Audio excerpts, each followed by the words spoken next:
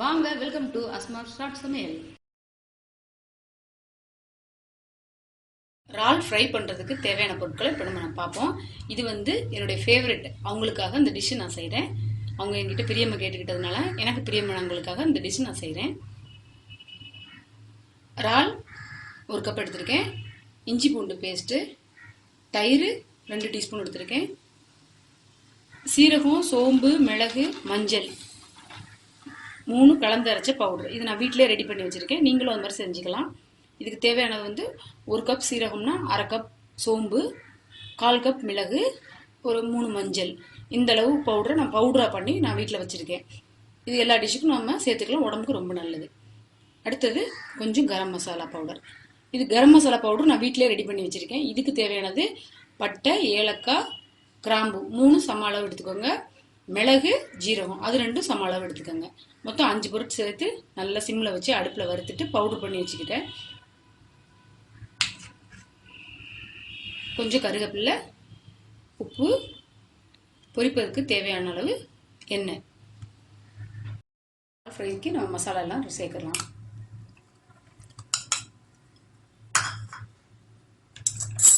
இறால் போட்டாச்சு. இப்போ அதுக்கு தேவையான அளவு உப்புத்தூள் சேர்க்குறேன்.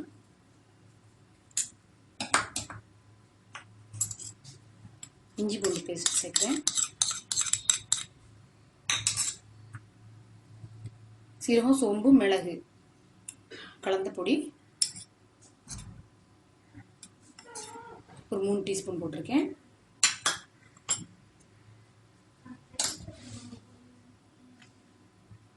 இந்த கரம் மசாலா பொடி 1/2 டீஸ்பூன் போட்டிருக்கேன்.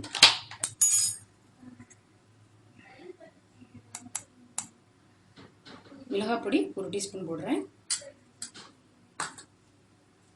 தயிர் 2 டீஸ்பூன் போடுறேன். இதை நல்லா மிக்ஸ் பண்ணிக்குவோம்.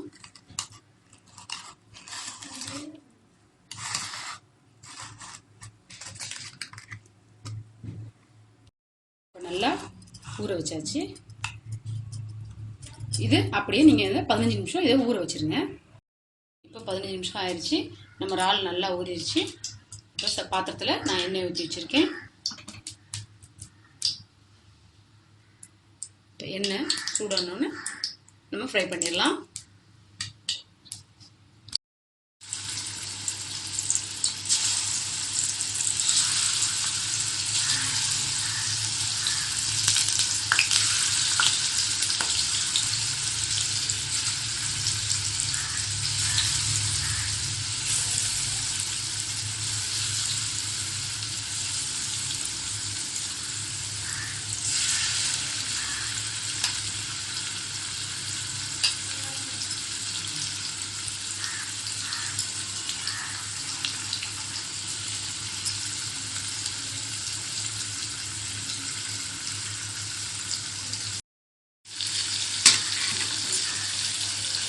இது நல்லா பிடிக்காமல் வரும். நம்ம எக்காரத்தை கொண்டு எலுமிச்சம்பழம் சேர்த்துறாதீங்க. ஏன்னா எலுமிச்சம்பழம் சேர்த்தா பிடிக்கும், சட்டி அடி பிடிக்கும்.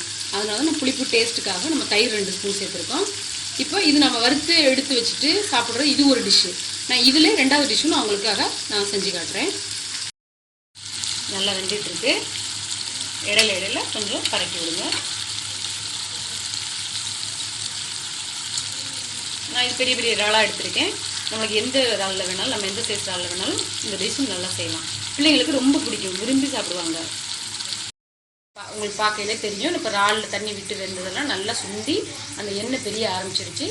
இன்னும் ஒரு 5 நிமிஷம் சிம்லேயே வச்சுருந்தோம்னாக்கா இந்த எண்ணெய் ஃபுல்லாக பிரிஞ்சிடும். அப்போ தான் நம்மளுக்கு கரெக்டாக இறால் வெந்த பக்குவம் கிடைக்கும். அப்போ நம்ம கருவேப்பிலை லாஸ்ட்டாக தூவி கருவேப்பிலை பொரிஞ்சதுக்கப்புறம் நம்ம எடுக்க வேண்டியது தான். எண்ணெய் பிரிஞ்சு வந்துருச்சு. இப்போ நான் கருவேப்பிலையை சேர்க்குறேன்.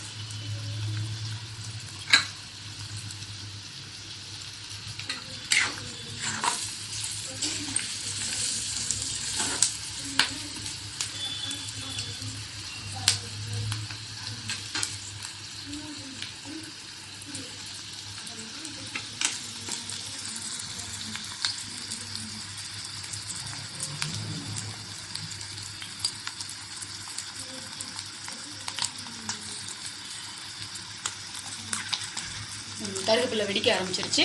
இப்போ நம்மளுக்கு நம்ம இறால் நம்மளுக்கு கிரேவி ரெடி ஆகிடுச்சு. இப்போ நான் இறாலை எடுத்துடுறேன்.